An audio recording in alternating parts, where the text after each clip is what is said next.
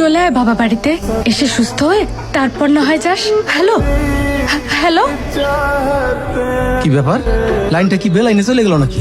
ও মা, ডাক্তারের কাছে ফোন করিনি? ফোন করছি তো বাবা, যাচ্ছে না, নেটওয়ার্ক সমস্যা।